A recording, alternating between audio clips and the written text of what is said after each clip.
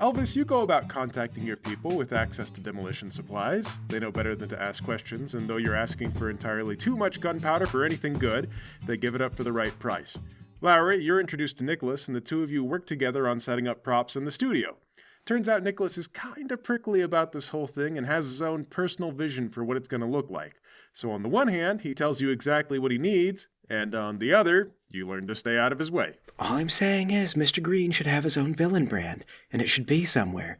It could be subtle, on the fake cups maybe. Do you ever see supervillain logos on the cups at Big Big Donuts? You want to break the illusion for the viewers? This has to be a Big Big Donuts. All right, fine. But let's not say later that no good ideas tried to bite you in the face. Paul, you also help with setting up the fake coffee shop, but even in your case, Nicholas will argue about the vision. He's got a coffee shop in his head, and he just has to get it out. I just think it would add to the whimsical atmosphere if we had Lowry pose as a barista. He could yell my name at the end, and that'd be how we wrap the scene. He has to conceal his face. Baristas do not conceal their face. He could wear a mask of a face, like a Richard Nixon mask. Do you want this to come across as a horror film? Are you Mr. Green, or are you Jigsaw? Fine, I'll find an ending that doesn't require a barista. Elvis, you sketch up the plans for the demolition. Paul gets you the custodial uniforms and a cart to store everything. But Paul, how exactly do you want to set up stealing the security manager's SIM card? All right, this one's easy. I've got access to all the security information for the building, and I assume I also have background details on our staff, like address, social security numbers, and so on. You do? Then I'm going to go talk to this guy a little bit when I'm doing my security checks. Make a point of spending maybe about a day with him, checking all the cameras, looking at various things, voicing concerns that I'm worried about. While I'm with him, memorize what his voice sounds like, and steal a glance at his phone to figure out his service provider. On Saturday night, just before his phone company closes, call them up and ask them to transfer his SIM card to a new one that I own instead. I could mimic his voice. I have all his personal details. Should be a piece of cake. Oh, yeah. I guess it would be, yeah. You call the phone company and they just transfer his phone number over to your phone. So until further notice, anytime someone tries to call him, it'll go to you and not to him. Step 1 complete. In the dead of night, before Sunday, I go to the house of the security guard who's supposed to come in that day, and I slash his tires. Tires flat. This'll cost this poor guy about $1,000 to fix, but it's for the greater villainy. Now what? Nicholas, prepare the cameras and the lighting. Kandock and Smith will be taking my vehicle to pick up a very important someone. The star of our production, in fact. All right, a kidnapping. Is this going to be a hard one to pull off? A mere civilian, nothing to worry about. Where do you go? In the gloom of the morning, before the sun comes up, I drive down to the street that Flux lives on, and wait. All right, Elvis, as Flux. You wake up in the morning, say hello to your mom, eat your breakfast or whatever. A big old bowl of marshmallows, they say, is part of a complete breakfast. If you just remove the cereal and add a complete breakfast. Of course. Your mom has been buying it for you since you were little. All right, goodbye, Mom. Be safe, honey. And call me if you have to do anything dangerous. I don't like to worry. I will, but it'll be fine. It's mostly just routine patrol stuff with Light Show now. Still, promise you'll call. Okay, I will. I love you. Bye. Watch him go, then pull up to his house. Smith, Kandock. This shouldn't be an effort, but feel free to assist if something goes awry. Why don't we just go in there and bag her? We don't want a scene in the front yard where the neighbors might notice. It'll give up the game too soon. All right. I go up to the house and ring the doorbell. Elvis's mom comes to the door. Hello? Hi, I'm Malcolm Roca, the CEO of Big Big Donuts. And I go to shake her hand aggressively. I don't know if you recognize me, but I've done a bunch of work with Unstoppable Industries in the past. You probably know Freeze Frame, right? I do. My son works with him. They have a very close relationship, I understand. Of course, everybody knows Freeze Frame, but we at Big Big Donuts know him better than anyone. We can thank him for selling a metric ton of coffee, let me tell you. I was hoping I could talk to Flux if he's available. Oh, you just missed him. Well, darn it, isn't that always the luck? I'll have to try to trap him in his office, I guess, but the guy's always on patrol. He's a great superhero, man. Well, thank you. Of course he is. Now, you must be his sister. Oh, no, I'm his mother. His mother? I don't believe that. Ma'am, you don't look a day over 30. Okay, you're not being serious. I know you're older than 30, but I can't help myself. It's a salesman thing. But say, since I missed your son, would you mind if I drop off a few packets? Actually, if I could come in and explain the packets, that'd be helpful. Oh, I suppose you can. Sure. I still have some coffee, if you like. I step inside and shut the door behind me. Is it Big Big Donuts coffee? I don't usually drink Big Big Donuts, if I'm being honest. I just have the grocery store brand. I hope that's okay. I pull out my knife. Ma'am, did I hear you say you don't drink Big Donuts? Is that a knife?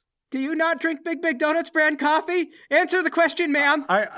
It's a yes or no question, ma'am. Do you drink Big Donuts coffee? Who are you? I told you, Malcolm Roca, the CEO of Big Donuts Coffee. Do you know what you've done? I can't be seen in a house without Big Donuts Coffee. I think of the company, of my wife. Ma'am, she'll take the kids. Please, Mr. Roca, put the knife down. I can't, ma'am. I can see now that we can't trust each other. So I'm going to tell you how this is going to go. You're going to come with me, and you're going to come quietly. And if you scream or try to get help at any point, I will stab your eyeballs. Do you understand? Are you kidnapping me? It's not a kidnapping, ma'am. It's an intervention. You're doing something terrible to yourself by not enjoying Big Donuts, and I am going to save you. But if you don't cooperate, there will be a river of blood. My son is Flux. He's a very important superhero. He will arrest you. Or worse. There's nothing worse than not enjoying the smooth taste and aroma of Big Donuts. There's nothing worse he could do to me than that. Now, I am through talking. Do you want to start walking, or should I start stabbing? Walk where exactly? To my car. You can ride shotgun. Okay, just put down the knife. I will put down the knife when this coffee emergency is resolved. Okay, all right, I'm going. And Elvis's mom quietly goes out the door, walks to the passenger seat of your car, and gets in. You sit down in the driver's seat. Oh my God, guys. I've got the most terrible news. I just left a house that hasn't experienced the warmth of Big Donuts. Oh, no. Malcolm, that's terrible. Are you okay? I think I'll be all right. I start up the car and I start driving towards the fake coffee shop. Ma'am, do you ever drink Big Donuts coffee? I've had it once or twice. Only once or twice? Ma'am, I don't think that's enough. You must be misremembering. It's the world's greatest coffee we're talking about. I'm gonna start fake crying, force tears to roll down my eyes and everything. Malcolm, are you okay? I'll be fine. Ma'am, did you say that you tried it before? But you didn't immediately switch to our brand right then and there? It's just cheaper. The store brand is cheaper. By like $1! You insensitive evil witch! I'm sorry. I'm sorry. It's just... We've been dealing a lot with the store brand undercutting our prices. People don't realize how much that $1 is really costing society. The experience of the coffee is worth more than $1. They try to put a money value on the experience, and it tricks people. But, I mean, you really can't. I don't mean to cry like this, but you wouldn't understand how much it hurts me to hear someone choosing the store brand over our coffee. Look, it just doesn't seem like there's all that big of a difference. Okay, now, ma'am, you're just being Yeah, mean. come on. I am a woman who speaks her mind. I don't think I like your coffee this much. Okay, no, I think I understand. We haven't found the correct flavor. What flavor did you try? I don't remember. Just your regular flavor, I guess, whatever you give people when you order a regular. They're not, you must have been in a different establishment, ma'am. They're not called regulars. At our shops, they're called store. You don't order a regular, you order a store. Did you order a store? What does store even mean? It's Swedish for large. I don't remember. I just got a cup of coffee. We don't sell a cup of coffee. We sell a store. Malcolm, I think I can see the problem now. It's just that she's not educated. She doesn't understand Big Donuts. You're right. That has to be it. Are you guys actually from Big Donuts? At first, I thought you were criminals pretending to be from the company, but I don't know what is going on now. Ma'am, I don't know how many times. This is my third time telling you that I'm Malcolm Roca. Could one of you show her my picture, please? I look up Malcolm Roca on my phone and show her the picture. Okay, see, ma'am, this is him. Okay. Our company takes coffee very seriously. If your company kidnapped people, I think I would have heard about it before. We pay the news so that you don't hear about it. Yeah, and if you're good, there's going to be plenty of money in it for you, You too. pulled a knife on me. Look, when you love coffee about as much as I do, you are willing to do just about anything. That is why I'm the CEO. Look, we're going to get you some coffee, and if you agree to a non-disclosure agreement after this, we'll pay you for the time. Apologies about the knife and everything else that might happen. I had no idea the CEO of Big Coffee was like this. It gets pretty wild. There are certain parties where if you know what they did, you would avoid that hotel for like weeks. Are you guys talking about the time we filled that hotel's water heater with coffee? Boy, that was a good prank, and probably turned a lot of people on to our coffee. Ma'am, imagine an entire building and coffee is just coming right out of the tap. It was a single day of heaven. It clogged every sink, and we had to replace the plumbing. Wow, she says. And it looks like she's trying to think of something else to say, and then she just sinks into an awkward silence. Well, I'll just make small and otherwise stupid talk about coffee the entire way to the old gas station. When you finally pull up, she says, "Is this it? This doesn't look like a coffee shop." We have a couple of disguised locations. Don't worry. The only thing I've been able to do since I got in the car was worry. Usher the lady out of the car and into the building, then pull out the knife again. Okay, ma'am, we're going to place you in a harness. Gentlemen, get her rigged up. All right, I tie her up into the harness and then hoist her into the air. She says, "What are you going to do?" And then Nicholas cuts in and says, "Can you gag her? We can't have her screaming too loud during takes or we won't pick up the boss's audio." Yeah, all right. I bring her back down, cover up her mouth with tape or something, and then hoist her back up. Oh, Nicholas pins a microphone to your collar and says, "Okay, coffee's hot, we've got steam, everything is ready. You're good to go as soon as you're ready. Whenever I'm ready. We're recording now." People of New Jersey Delphia, and in particular Unstoppable Industries, I'm Malcolm Roca, the CEO of Big Big Donuts. And do you feel like you're spinning your wheels? Do you ever think you're not getting a lot done? Well, I've got a reality for you. You've seen the city's greatest hero, Freeze Frame, promoting the nation's greatest coffee and not doing a whole lot else, if I'm being honest. Sure, he drinks Big Big Donuts coffee, but he must not be drinking enough given how lazy he is and his entire company seems to be. Boy, we talk about the savings provided by the great deals at our coffee shop, but aside from money, it doesn't seem like they're saving much of anything. Take this woman, for example, Flux's own mother. Now, she doesn't drink Big Big Donuts coffee herself, but I guess for her and Flux, it's never really been about the coffee, has it? It's been about the business. See, what you get to learn when you see how things really work is that it's not about function or what you really need to start your day. It's about the cream. I'll pick up the oversized novelty creamer and crack it open. Yeah, that's the stuff. That's what it's really all about, isn't it? I pour it into the coffee. You know, if it were up to them, I don't think there even would be coffee. It'd just be the good stuff. But you know, the problem is this really good for anybody? I get a giant spoon and start mixing the creamer. All right, everybody, you know what? I love the coffee, but I think it's time to drop the metaphor.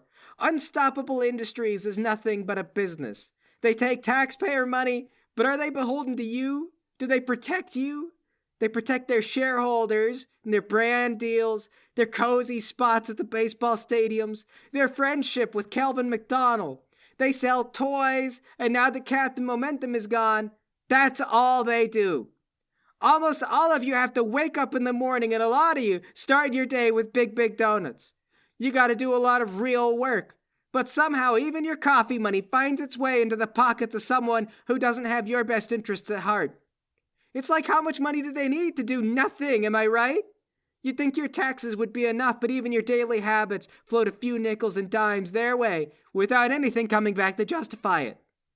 It gets so bad sometimes, I think, if these people didn't exist, would we really even miss them?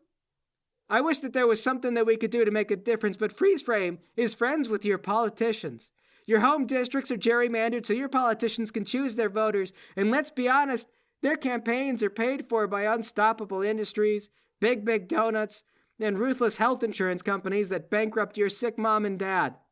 Making the world a better place isn't exactly on their agenda. Well, you know what they say, if the cost of action is death, and the cost of inaction is death, rather take action. So if you'd like to take action, one action you could take is to rush on down to the Big Big Donuts by the freeway overpass at 123 Northwest Street. You got an amazing deal on French roast coffee, so much in one cup that a person could drown in it if they don't hurry. So you better hurry as quick as Mercury. Nicholas ends the recording and says, "Okay, is that it?" That's it. What do you think? Does it sound good? It sounds good to me, but I'm already on your side. Problem is you're preaching, so this will resonate with people who already agree with you. But I don't know how many minds it would change. Do you think it's fine to have done that take in the persona of Malcolm Roca, or should I do it again as Mr. Green? I kind of think it's funnier as Malcolm Roca. Yeah, there's a lot of people who hate how money works in this country, but I think the TV guy is right. This'll hit with people who agree, but once we bring down Unstoppable HQ, anyone who's on the fence is going to go the other way. It won't be sympathetic no matter how you record it. We wouldn't even be on board for this if we didn't know the real motives. Heck, I don't think Mercury cares about this stuff either. I mean, it might be smarter to go back and talk about him more. That's what he cares about. I said Mercury at the end. I think the viewers will get the nod. Have you ever tried to argue with anyone on the internet or even, like, I don't know, talk to a regular guy? They get pretty stupid. Oh, enough of them will get it. It's so obvious. Come as quick as Mercury, with emphasis there. Why would I say it like that if I wasn't implying that I was working on behalf of Mercury? It's not clear that you're working for him either. That's the point. The ambiguity will result in engagement in social media. You'll have online sleuths looking for clues and trying to crack the code, which will result in more talk and promotion. Well, Mercury's an audience of one, and you're gonna have to talk to him. Is he gonna see it that way? Mercury lacks vision. The man can't even see what children enjoy in Cinnamon Toast Crunch. Wait, were the ads... Was it what kids couldn't see about Cinnamon Toast Crunch? I thought it was Apple Jacks. Yeah, it was, if it doesn't taste like apples, why do you eat the cereal? The man wouldn't know his cinnamon swirl if it grabbed him by the hair of his testicles and kicked them, is what I'm saying. We'll have to explain the vision to him one way or the other. From all I've seen, we'll be lucky if he makes a single move on his own afterward. Maybe it was both cereals. It did seem like all the cereals were kind of copying each other's bits. Enough about cereal. Flux's mother, you've done excellent today. Don't call us, we'll call you. Everyone else, we have more work to do. Get to it.